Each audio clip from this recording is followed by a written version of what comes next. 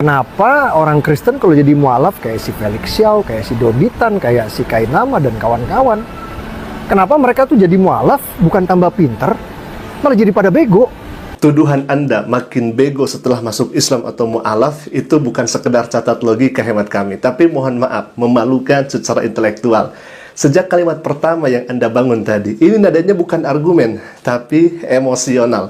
Dalam logika filsafat, ini disebut ad hominem fallacy, menyerang pribadi karena tidak mampu menyerang gagasan. Sekarang kami tanya dengan lugas. Coba Mas Permadi, gagasan apa yang sebenarnya sudah Anda bantah kepada para mu'alaf yang Anda tadi sebutkan, sehingga Anda mengatakan para mu'alaf itu bego? Jawabannya ya nihil, kosong, tidak ada dan nol besar. Para mu'alaf itu yang Anda tadi di awal sebutkan, mereka menyampaikan kesimpulan rasional hasil pemikiran mereka, hasil membaca, hasil membandingkan, dan menguji keyakinan secara sadar.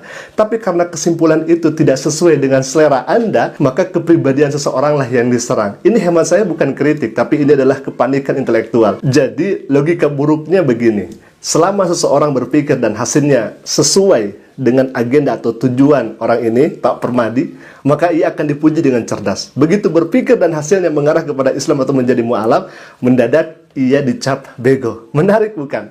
Kalau ini disebut rasionalitas, maka standarnya bukan kebenaran, tapi egoisme dan emosionalisme. Pokoknya ketika akal berpikir bebas dengan cara liberalisme, pluralisme, dan lain sebagainya, maka orang ini akan dilulukan.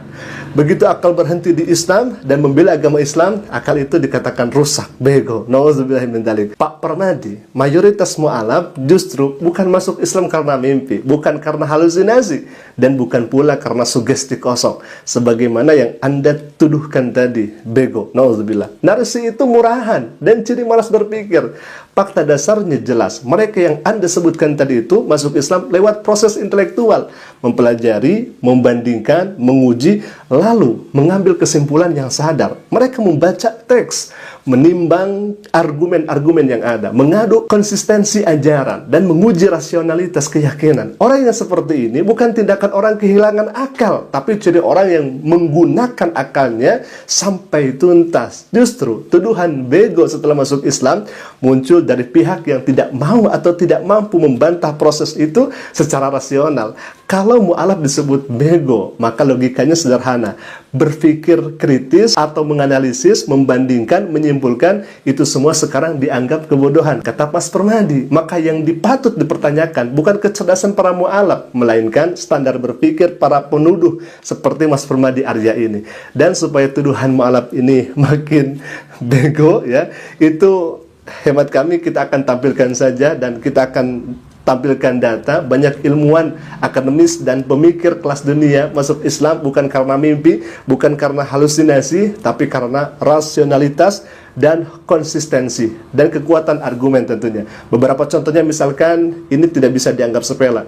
Maurice dari Prancis, ahli bedah yang masuk Islam setelah meneliti jasad Fir'aun. Kemudian ada Jacques Javes, Prancis, ahli oceanografi yang menemukan bahwa lapisan air tawar dan asin itu tidak bercampur di laut. Kemudian ada Kate Moore, Kanada, ahli anatomi dan embriologi yang terkesan dengan akurasi deskripsi perkembangan janin dalam Al-Quran. Ada juga Dr. Fidelma dari AS, ahli saraf yang menemukan manfaat medis sujud, yaitu meningkatkan aliran darah ke otak. Ada juga Jeffrey Lang, AS, ahli matematika yang masuk Islam setelah mempelajari bukti kebenaran Tuhan dalam Al-Quran. Ada juga Henry, Amerika Serikat, ilmuwan Harvard, penemu obat sel induk yang memeluk Islam saat Ramadan.